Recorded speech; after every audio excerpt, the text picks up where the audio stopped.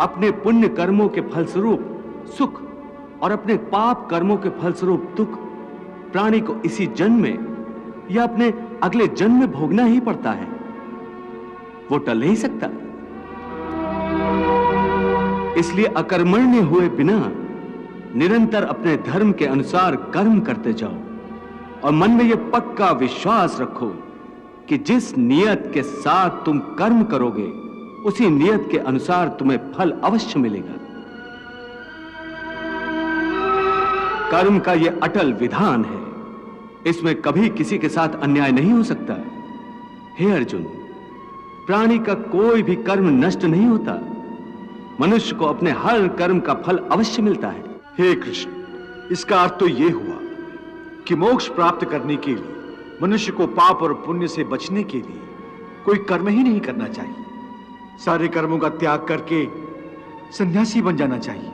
कोई भी मनुष्य अकर्मण्य नहीं हो सकता। कर्म तो उसे हर स्थिति में करना पड़ता है।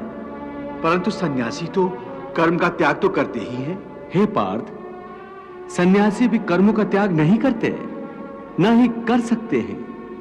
मैंने पहले ही कहा था कि सन्यासी भी कर्म करते हैं। खाना पीना, उठना बैठना, तपस्या करना, साधना करना, ये सब भी तो कर्म ही है।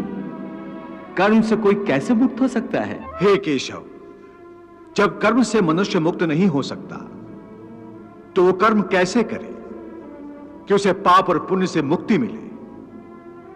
हे पार्थ, इसका तरीका यह है कि मनुष्य फल की इच्छा त्याग कर कर्म को अपना धर्म समझकर करे।